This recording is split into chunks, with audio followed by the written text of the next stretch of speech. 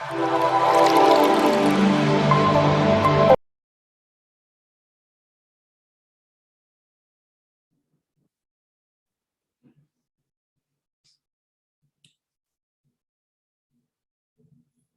Staining technique जो है, इसको जैसा कि मैंने आपको बताया था कि स्टेनिंग जो है बेसिकली बैक्टीरिया को कलर करना, ठीक है, बैक्टीरिया को जो कलर करना ताकि आप बैक्टीरिया को आइडेंटिफाई कर सकें, उसके सेल्स को देख सकें, तो इसको हम स्टेनिंग टेक्निक करते हैं, ठीक है। और जो आज हम टेक्निक डिस्कस कर रहे हैं वो है ग्राम स्टेनिंग टेक्निक।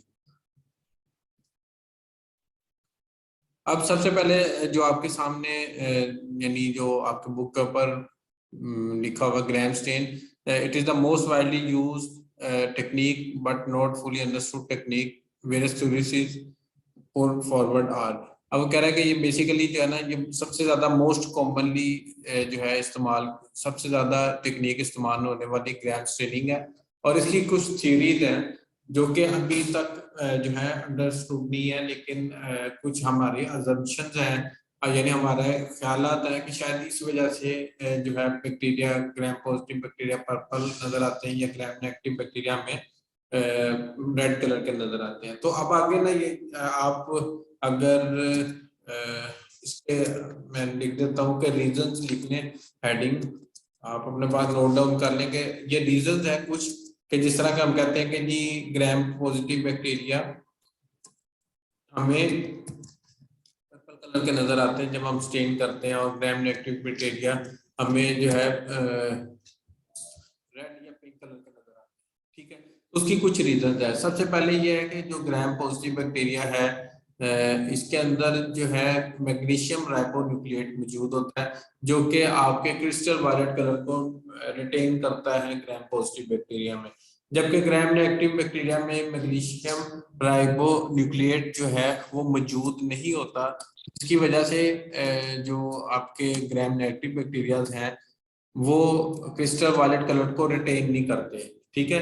तो मैग्नीशियम राइबोन्यूक्लिएट की मौजूदगी होना ग्राम पॉजिटिव बैक्टीरिया में वो क्या करता है कि मैग्नीशियम राइबोन्यूक्लिएट कॉम्प्लेक्स बना लेता है क्रिस्टल वायलेट के साथ, जिसकी वजह से क्रिस्टल वायलेट बैक्टीरिया से बाहर नहीं निकलता, इसलिए हमें ग्राम पॉजिटिव बैक्टीरिया वायलेट या पर्पल कलर के नजर आते हैं। दूसरी रीजन बेसिकली वो ये लिखती है कि when iodine is applied for staining crystal violet or another stain of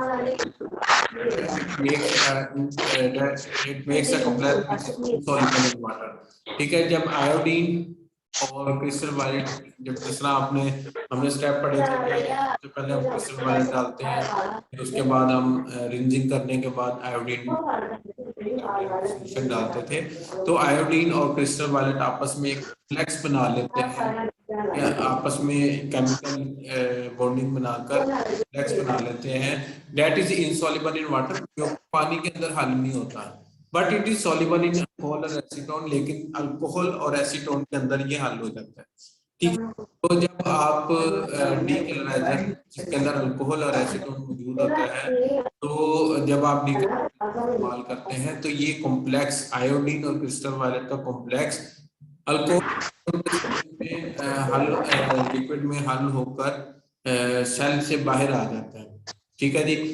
और ग्राम नेगेटिव बैक्टीरिया से ये बाहर आ जाता है, जबकि ग्राम पॉजिटिव बाहर नहीं आ सकता। It is said that the more permeable the organism, more likely it is to be gram negative, ठीक है। अब ये बात लिख के कह रहे हैं कि जो ग्राम नेगेटिव बैक्टीरिया के जो सेल वाल है बहुत ज्यादा परमिएबल, बहुत ज्यादा परमिएबल होने का मतलब ये है कि ग्राम नेगेटिव बैक्टीरिया की सेल वॉल है उसका साइज मैंने आपको बताया था कि इसकी जो थिकनेस है वो कम होती है। ग्राम नेगेटिव बैक्टीरिया की सेल वॉल थिन होने की वजह से जो आपका डीकलराइजर है बहुत आसानी से सेल के अंदर जाता है और सेल के अंदर जाकर क्रिस्टल वायलेट और आयोडीन के बने कॉम्प्लेक्स को हल कर उनको बाहर निकाल देता है, जिसकी वजह से बैक्टीरिया आपको कलरलेस नजर आते हैं। फिर आप उसके बाद जब नया कलर, जिस तरह के हम कहते हैं कि सैफरानिन रेड सोल्यूशन ऐड करते हैं, तो ग्राम नेगेटिव बैक्टीरिया उस रेड कलर को, सैफरानिन के रेड कलर को पिक कर लेते हैं और वो आपको रेड या पिंक कलर के नजर आते हैं।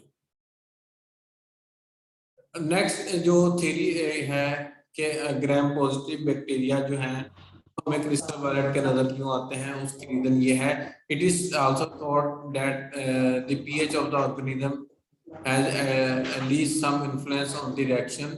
अब वो कह रहा है कि यानी ये भी अज्यूम किया जाता है कि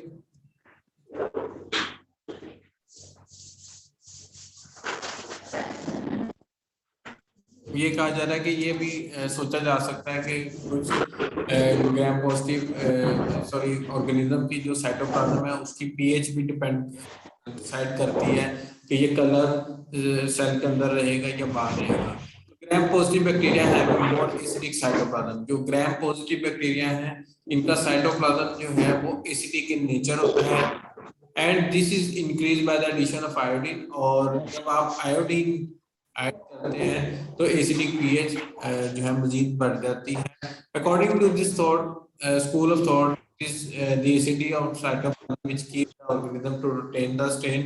तो बेसिकली तो आपके जो बैक्टीरिया की ग्राम पॉजिटिव बैक्टीरिया का साइटोप्लाज्म है वो बहुत ज्यादा जो है एसिडिक हो जाता है। एसिडिक होने की वजह से जो ग्राम पॉजिटिव बैक्टीरिया है बहुत अच्छे तरीके से क्रिस्टल वायलेट को रिटेन कर लेता है। रिटेन करने का मतलब है अब बड़े अच्छे तरीके से अपने अंदर क्रिस्टल वायलेट को जज़ब कर लेता है, जिसकी वजह से जो क्रिस्टल वायलेट कलर है वो ग्राम पॉजिटिव बैक्टीरिया से बाहर नहीं निकल पाता और आपको ग्राम पॉजिटिव बैक्टीरिया पर्पल या वायलेट कलर के नजर आते हैं।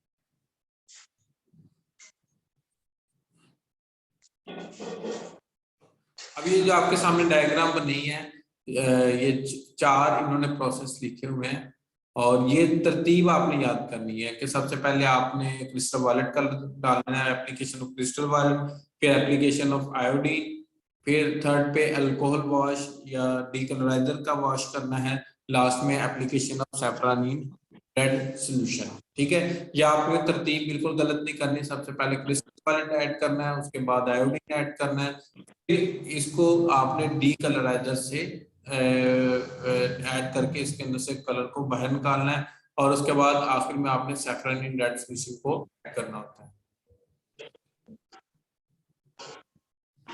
मेथड या प्रोसीजर भी आप कह सकते हैं।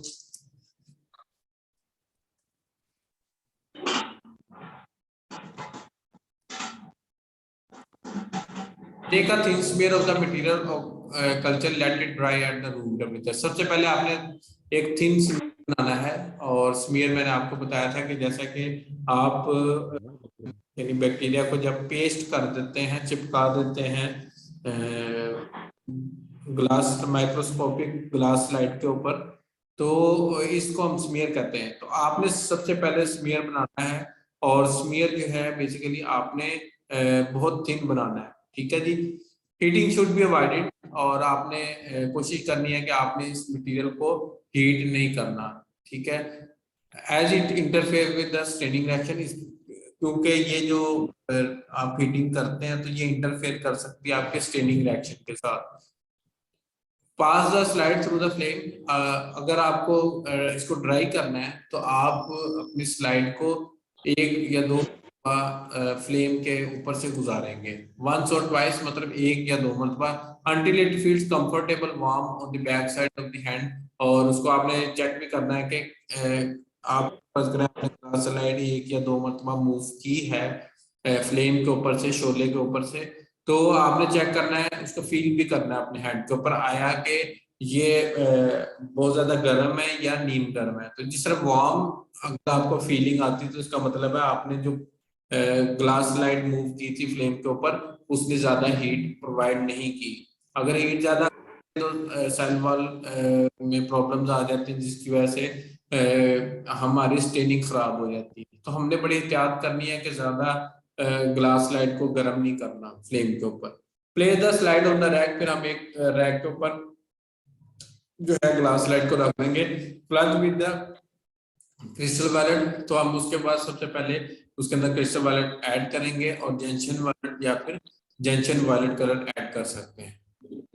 एंड वेट फॉर 1 मिनट, और इसको 1 मिनट के लिए टाइम देंगे ताकि अच्छे तरीके से क्रिस्टल वायलेट कलर या gentian violet colour bacterial cell के अंदर चला जाए। वॉश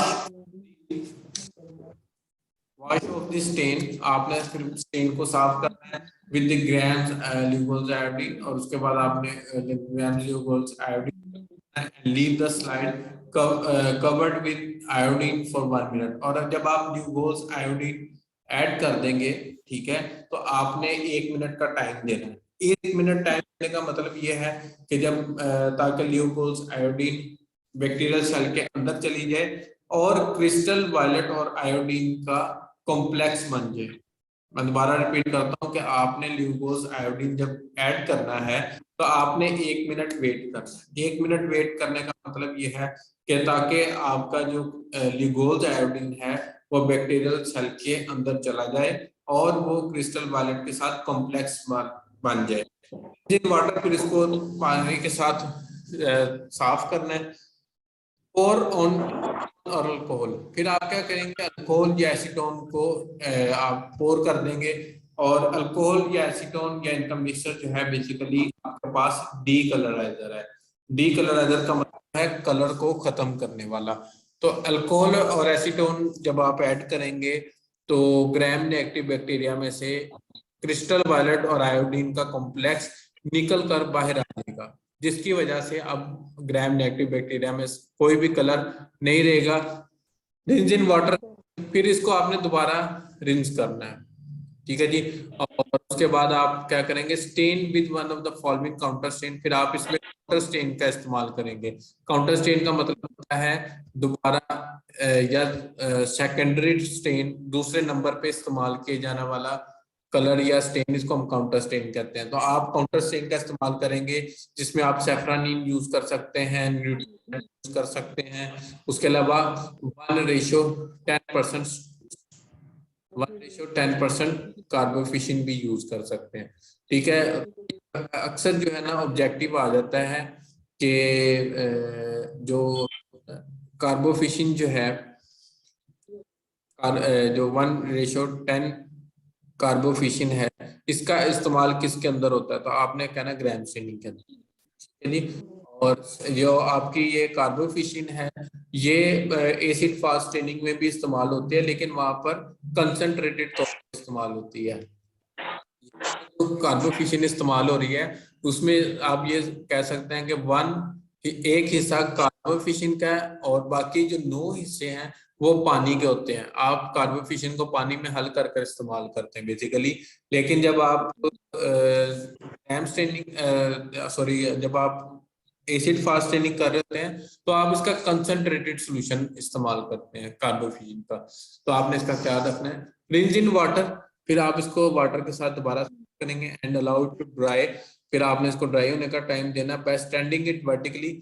और स्टैंडिंग इट वर्टिकली का मतलब है कि आपने 90 के एंगल ग्लास स्लाइड को रखना है ताकि जो भी पानी है वो नीचे गिर जाए। और by blotting it with filter paper, या फिर आप ब्लॉट कर सकते हैं फिल्टर पेपर से। यानी इस तरह अगर आप फिल्टर पेपर आपके पास मौजूद है तो आप ग्लास स्लाइड के ऊपर रखेंगे तो जो फिल्टर पेपर है वो ग्लास स्लाइड के ऊपर से पानी को जज़ब कर लेगा।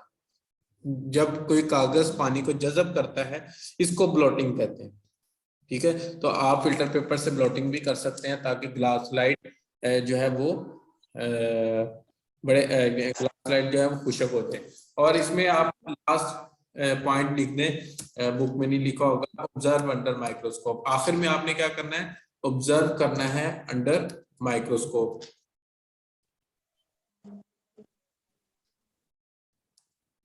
रिजल्ट क्या है, ग्राम पॉजिटिव बैक्टीरिया। अब आप अगर आप ग्राम पॉजिटिव बैक्टीरिया अगर देखते हैं, they will retain the crystal violet, ये क्रिस्टल वायलेट को अपने अंदर जज़ब करके रखेंगे and appear violet in colour. और अगर आप इनका कलर देखेंगे तो आपको ये वायलेट कलर के नजर आएंगे। जबकि ग्राम नेगेटिव बैक्टीरिया जो है, ग्राम नेगेटिव ऑर्गेनिज्म आर डीकलराइज्ड ठीक है। जो नेगेटिव बैक्टीरिया हैं वो शुरू में डीकलराइज हो जाएंगे। जब आपने अल्कोहल और एसीटोन का सोल्यूशन डाला है तो उस टाइम पर ग्राम नेगेटिव बैक्टीरिया में से कलर निकल जाएगा और वो डीकलराइज हो जाएंगे, मतलब वो कलरलेस हो जाएंगे। And take up the counter stain, और वो काउंटर स्टेन का कलर ले लेंगे। अब काउंटर स्टेन में आपको पता है हमने सैफरानिन रेड का जो है इस्तेमाल किया था स्टेन, तो वो सैफरानिन रेड का कलर ग्राम नेगेटिव बैक्टीरिया जो है वो ग्राम नेगेटिव बैक्टीरिया जो है वो सैफरानिन रेड सॉल्यूशन का जो कलर है उसको कैच कर लेंगे, और इसके बाद वो आपको पिंक कलर के नजर आएंगे या फिर आपको रेड कलर के भी नजर आ सकते हैं। यानी आप माइक्रोस्कोप में देखेंगे तो आपको दो तरह के बैक्टीरिया नजर आ रहे होंगे, कुछ पर्पल होंगे और कुछ पिंक कलर के या रेड कलर के नजर आ रहे होंगे। जो पर्पल कलर के नजर आ रहे हैं वो ग्राम पॉजिटिव बैक्टीरिया हैं, और जो रेड कलर के नजर आ रहे होंगे वो आपके ग्राम नेगेटिव बैक्टीरिया हैं। अब आगे उसने ये चीजें कि आप जो जो केमिकल सॉल्यूशन आप इस्तेमाल कर रहे हैं वो किस तरह बनानी है। अगर आप क्रिस्टल वालेट तैयार करना चाहते हैं तो आपने 0.5% सॉल्यूशन इस्तेमाल करना है। 0.5 का मतलब है कि आपने 0.5 ग्राम क्रिस्टल वालेट लेना है इन 100 ml वाटर।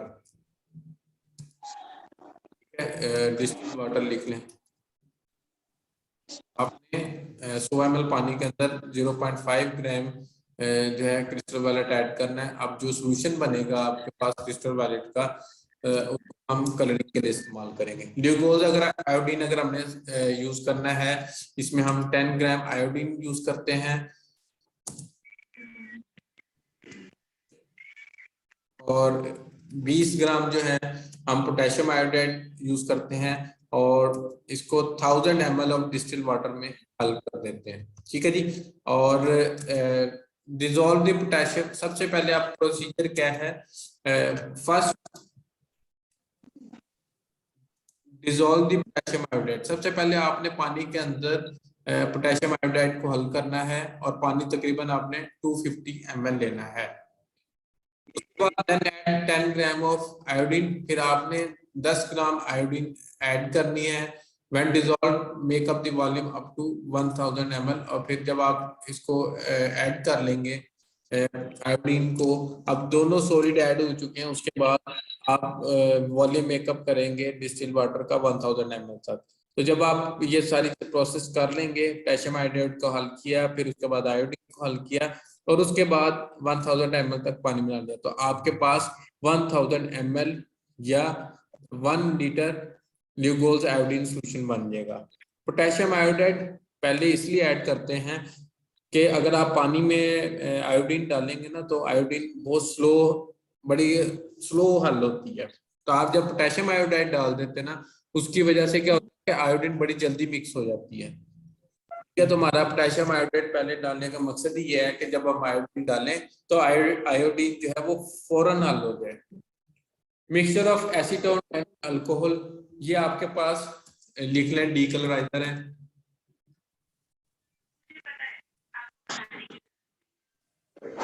डीकलराइजर का काम करेंगे। अगर आपने काउंटर स्टेन बनाना है तो मुख्तलिफ काउंटर स्टेन बना सकते हैं, जिसके अंदर आप काउंटर स्टेन में एक न्यूट्रल रेड सॉल्यूशन भी बना सकते हैं।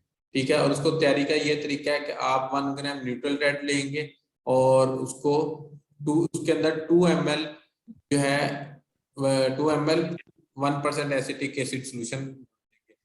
1% एसिटिक एसिड सॉल्यूशन का मतलब ये है कि आपका 1 ml एसिटिक एसिड होगा, मैं शॉर्ट लिख रहा हूँ, एसिटिक एसिड और प्लस 99 ml वाटर। ठीक है। आपने 1 ग्राम न्यूट्रल रेड लिया और 2 ml एसिटिक 1% एसिटिक एसिड, यानी 2 ml 1% एसिटिक एसिड सॉल्यूशन लिए, और उसके अंदर आपने न्यूट्रल को मिक्स कर दिया। ठीक है जी।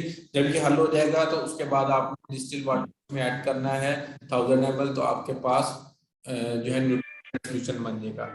उसके अलावा काउंटर आप सैफरानिन जो है वो भी तैयार कर सकते हैं, और उसके लिए आपने 1.75 ग्राम आपने लेना है सैफरानिन और 50 ml अल्कोहल में उसको जो है वो डिजोल्व कर देना है। ठीक है, जब आप 50 ml में डिजोल्व कर देंगे तो लास्ट में आपने 500 ml जो है डिस्टिल वाटर ऐड कर देना है। ठीक है, तो आपके पास सैफरानिन रेड्स मिश्रण बन जाएगी। और उसके अलावा आप डाइल्यूट कार्बोफिशिन का भी इस्तेमाल कर सकते हैं एज ए काउंटर स्टेन। और इसके तरीकाकार है कि आप एक हिस्सा लेंगे कार्बोफिशिन का और 9 हिस्से लेंगे वाटर के, तो आपके पास जो है डाइल्यूट कार्बोफिशिन बन जाएगा।